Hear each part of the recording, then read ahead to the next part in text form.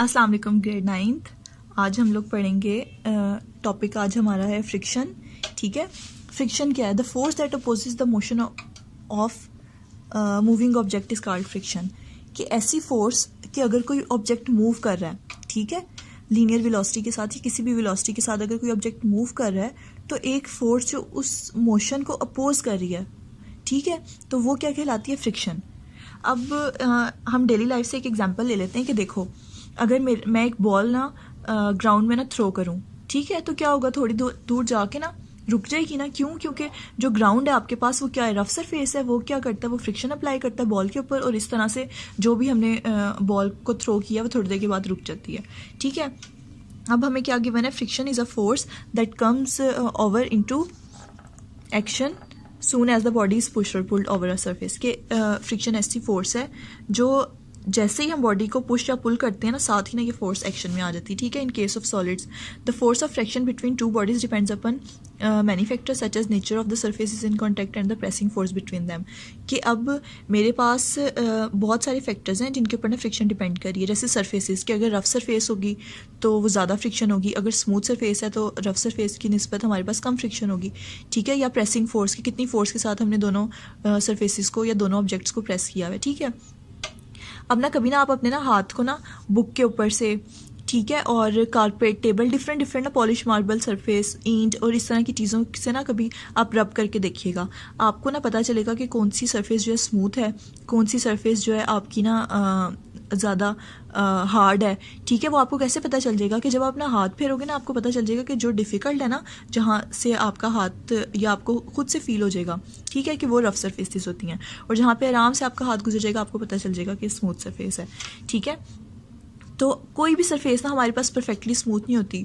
अगर हमें लगता भी ना कि कोई सरफेस जो है परफेक्टली स्मूथ है, उसको भी जब हम मैग्नीफाइंग ग्लास से या माइक्रोस्कोप से देखेंगे ना, तो उसके अंदर भी कहीं ना कहीं पे बम्प्स होते हैं। ठीक है, तो कोई भी सरफेस जो होती है ना हमारे पास परफेक्टली स्मूथ नहीं होती। अच्छा बच्चों, देखो, अब कॉन्टैक्ट पॉइंट्स जो होती है ना दो सरफेसेस के बिटवीन, जैसे ये देखो कि दो सरफेसेस ना आपकी फिगर में आपको गिवन दी हुई हैं। ठीक है, और उनका जो कॉन्टैक्ट पॉइंट है वो आपको शो किया हुआ है। तो वो जो कॉन्टैक्ट पॉइंट है वो क्या कहलाता है? Cold belts. ठीक है, तो कोल्ड बेल्ट्स क्या होते हैं?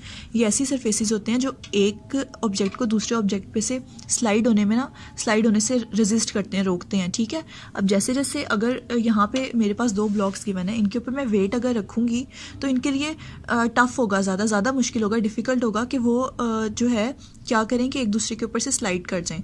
ठीक है, तो इसका मतलब है कि इस तरह से रेजिस्टेंस इंक्रीज़ हुई, और इसका मतलब है कि जो प्रेसिंग फोर्स है वो क्या होती है?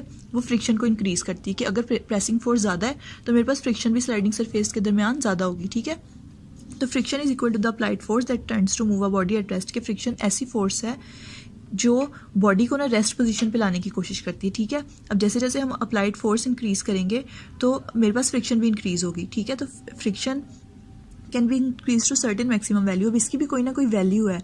ठीक है, वो उस लिमिट को इंक्रीज़ नहीं करती। हर चीज़ की लिमिट होती है ना, तो फ्रिक्शन की भी एक लिमिट है और वो कभी भी उस लिमिट के आगे नहीं जाएगी। तो जो मैक्सिमम लिमिट है ना, जो वैल्यू ऑफ फ्रिक्शन है वो होती है फोर्स ऑफ लिमिटिंग फ्रिक्शन। इसको हम एफ से रिप्रेजेंट करते हैं। ये डिपेंड करती है normal reaction of pressing force between the two surfaces in contact. के जिन दो सरफेसेस के दरमियान कॉन्टैक्ट है उसका नॉर्मल रिएक्शन क्या है। ठीक है, तो रेशियो जो होती है मेरे पास फोर्स की ऑफ लिमिटिंग फ्रिक्शन के, जो मेरे पास फोर्स ऑफ लिमिटिंग फ्रिक्शन की रेशियो नॉर्मल रिएक्शन आर के साथ जो होती है वो कांस्टेंट होती है। ठीक है, इसका मतलब है F S divided by R मेरे पास कांस्टेंट होगा, और ये किसके इक्वल होता है? ये मेरे पास इक्वल होता है ऐसे म्यू, ये कोफिशिएंट ऑफ फ्रिक्शन होता है। तो अगर मुझे एफ एस की वैल्यू कैलकुलेट करनी हो, मैं आर को इधर जाके मल्टीप्लाई करूंगी तो एफ एस मेरे पास इक्वल आ जाएगा म्यू इंटू आर।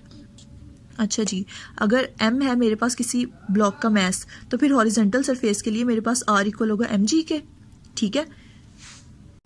ठीक है, तो जब ये r की वैल्यू मैं इस एक्सप्रेशन में पुट करूंगी तो मेरे पास एफ एस इक्वल आ जाएगा म्यू एम जी के। तो इसका मतलब अब हमें ग्राउंड पे चलने के लिए भी ना फ्रिक्शन की ज़रूरत होती है। ठीक है, अगर आप वेट फ्लोर पे जैसे जाओ या स्मूथ शूज़ आपने पहने हो तो क्या होता है कि फ्रिक्शन डिक्रीज़ होती है और आपके स्लाइड होने के चांसेस ज़्यादा होते हैं। ठीक है, तो एथलीट्स जो होते हैं ना उनके लिए ना एक एक्स्ट्रा ऑर्डिनरी ग्राउंड ग्रिप वाले शूज़, स्पेशल शूज़ होते हैं जो एथलीट्स पहनते हैं, जैसे फुटबॉल प्लेयर्स वगैरह। ठीक है, तो वो क्या करते हैं, वो ग्रिप उनकी स्ट्रॉन्ग करते हैं ग्राउंड के साथ।